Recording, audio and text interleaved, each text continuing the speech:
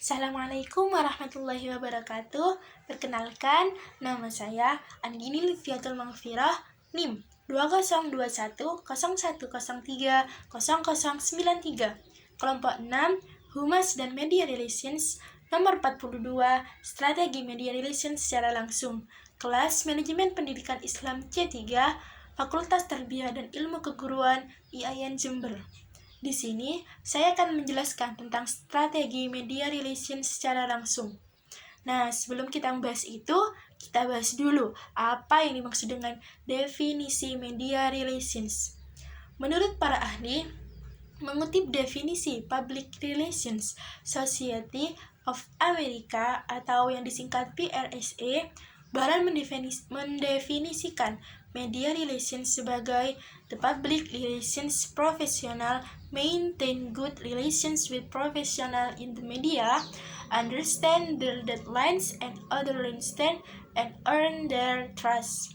Profesional public relations adalah seorang individu yang menjaga hubungan baik dengan profesional di media, memahami tenggat waktu dan batasan lainnya, dan mendapatkan kepercayaan mereka.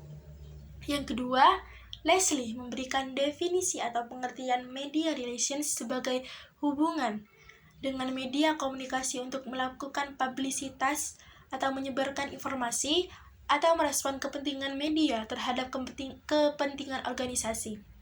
Yang ketiga, Iriantara mengartikan media relations merupakan bagian dari public relations atau humas eksternal yang membina dan mengembangkan hubungan baik dengan media massa sebagai sarana komunikasi antara organisasi dengan publik atau masyarakat untuk mencapai tujuan organisasi.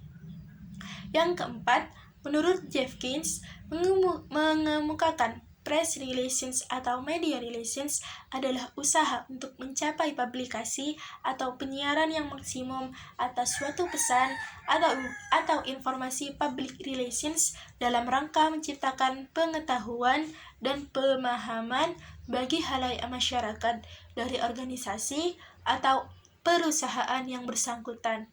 Nah, jadi dari pengertian dari para ahli tersebut, dapat disimpulkan bahwa media relations adalah segala macam media yang digunakan oleh seorang humas atau public relations yang tidak lain merupakan salah satu sarana atau perantara dan penyaluran informasi dari organisasi atau institusi maupun lembaga untuk menciptakan citra positif di kalangan masyarakat. Setelah itu, kita bahas tentang strategi media relations. Nah, kita mulai dari satu kata strategi. Strategi, menurut Ruslan, adalah bagian terpadu dari suatu rencana atau plan, sedangkan rencana merupakan produk dari suatu perencanaan yang pada akhirnya perencanaan adalah salah satu fungsi dasar dari proses manajemen. Nah, kalau strategi media relations, menurut Ahmad S. Adnan Putra yang dikutip oleh Rosadi Ruslan, strategi public relations adalah alternatif atau cara optimal yang dipilih untuk ditempuh guna mencapai tujuan public relations dalam kerangka suatu rencana public relations. Strategi media relations secara langsung. Nah, strategi public relations dapat dibangun dengan menumbuhkan kepercayaan dari masyarakat atau publik agar mendapatkan citra positif. Tahapan strategi dapat dilakukan dengan cara sebagai berikut. Yang pertama, penelitian atau research. Sebelum melakukan komunikasi pada masyarakat, petugas public relations harus mengetahui lebih dahulu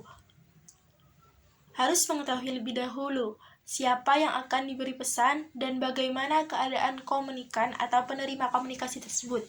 Untuk itu, perlu dilakukannya penelitian atau research. Tanpa mengetahui keadaan publik, maka komunikasi yang dilakukan oleh petugas public relations tidak mengenai sasaran. Penelitian bisa dilakukan dengan survei, lalu studi kasus, dan lain-lain. Yang kedua, perencanaan atau planning. Setelah mendapatkan fakta-fakta tersebut, Setelah mendapatkan fakta-fakta atau data-data dari hasil penelitian tersebut, tahap berikutnya yaitu membuat perancangan yang tepat sehingga mencapai sasaran, yaitu merebut public opinion atau opini publik atau opini masyarakat. Dan yang ketiga, kegiatan atau action. Setelah rencana cukup matang dan disetujui oleh pihak yang berwenang, maka rencana tersebut dilaksanakan. Dan yang keempat, evaluasi atau evaluation. Tahap ini dimaksudkan untuk mencocokkan sampai di mana sih program atau rencana yang telah dilaksanakan, apakah telah cocok dengan masyarakat atau belum. Dan menurut Arthur W. Peck, sebagaimana dikutip oleh Mubarak, menyebutkan sejumlah prinsip yang dapat diaplikasikan dalam praktek public relations dalam menjaga hubungan lembaga dengan publiknya. Yang pertama, tell the truth, memberikan kebenaran atau kejujuran. Biarkan publik tahu apa yang terjadi dan sediakan gambar yang akurat dari karakter ideal dan praktek lembaga. Berikan visual yang nyata dan sediakan informasi yang benar-benar dibutuhkan oleh publik. Dengan demikian, publik dapat mengetahui apa yang sebenarnya terjadi tanpa ada yang ditutupi. Kebutuhan informasi yang dibutuhkan mereka dapat terpenuhi dan hubungan antara lembaga dengan publiknya dapat dijaga dengan baik. Yang kedua, prove it with action. Buktikan dengan tindakan. Setiap perilaku, kinerja, maupun kegiatan lembaga selalu menjadi sorotan publik. Perilaku lembaga merupakan sumber informasi bagi publik dalam menilai kerja lembaga. Perilaku tersebut dinilai dari arus informasi, cara kerja anggota lembaga, dan segala kejadian maupun peristiwa yang terjadi dalam lembaga. Yang ketiga, listen to the customer. Dengarkan suara konsumen atau masyarakat. Demi eksistensi lembaga, mengertilah pada kebutuhan dan keinginan publik. Apa sih yang diinginin publik atau masyarakat sama lembaga kita? Jadi kita harus mengerti keinginan mereka dan wujudkan itu. Nomor 4, manager for tomorrow. Siapkan diri untuk esok. Antisipasi dengan reaksi yang diberikan oleh publik dan hilangkan hal-hal yang dapat memberikan kesulitan. Penting bagi sebuah lembaga untuk menyusun setiap kegiatan dan merencanakan program maupun aktivitas sehari-hari dengan baik. Merencanakan kegiatan jangka panjang dapat bermanfaat dalam menghindarkan problem atau masalah maupun kekacauan yang bisa saja terjadi di masa mendatang. Yang kelima, conduct public relations as if the whole company depends on it. Lakukan tindakan public relations seakan seluruh lembaga bergantung kepadanya. Public relations lembaga merupakan fungsi dari manajemen. Strategi lembaga tidak dapat dilaksanakan tanpa memikirkan dampaknya secara luas terhadap publik. Profesional public relations yaitu merancang kebijakan yang dapat menangani berbagai aktivitas atau komunikasi lembaga dengan cakupan yang luas. Salah satu bentuk perjuangan adalah dengan bekerja cerdas, dan juga bekerja keras. Nomor 6, yaitu yang terakhir, remain calm, patient, and good humor.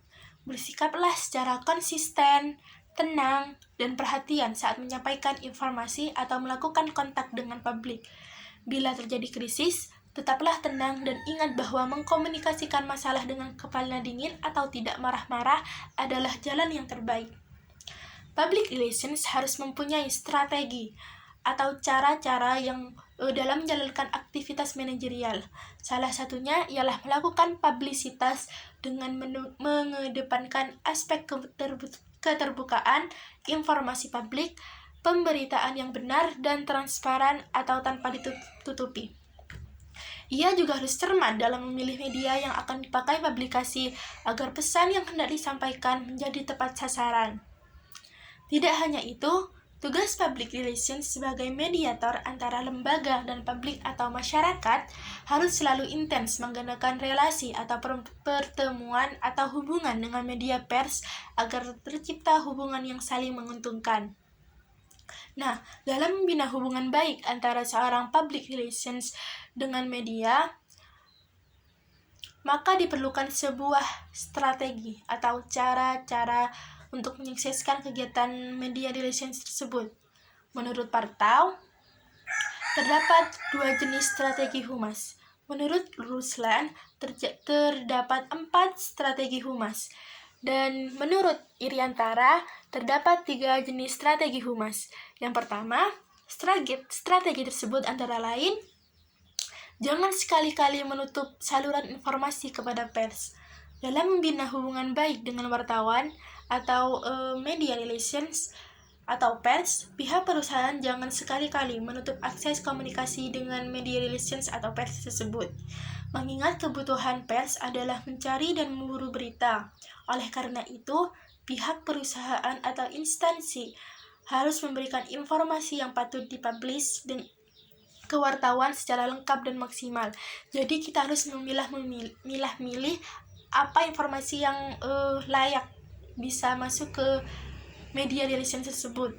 Yang kedua, melakukan pendekatan yang sistematis dan bijaksana. Selain akses komunikasi yang harus tetap dibina, seorang humas pun harus memberikan pelayanan yang maksimal terhadap wartawan. Tentunya masih dalam batas-batas yang diizinkan. Pelayanan yang dimaksud di sini adalah seorang humas harus dapat mengetahui secara jelas apa yang sedang dibutuhkan oleh pers. Yang ketiga, mengedepankan strategi. Seorang humas harus selalu peka terhadap lingkungan sekitar. Artinya, humas harus mengetahui kelebihan dan kekurangan dari perusahaan dan mengetahui peluang di lingkungan eksternal perusahaan. Dengan begitu, dapat mempermudah humas dalam membuat sebuah strategi dalam rangka mensukseskan kegiatan media relations tersebut. Yang keempat, mengembangkan jaringan. Seorang humas harus dapat terus membangun jaringan yang seluas-luasnya. Dengan memasuki organisasi profesi kehumasan atau yang lainnya, maka dapat memperluas jaringan dalam membangun hubungan baik dengan media relations atau media massa. Nah, itu saja yang dapat saya jelaskan. Mohon maaf jika ada kesalahan kata yang sengaja maupun tanpa sengaja. Terima kasih. Wassalamualaikum warahmatullahi wabarakatuh.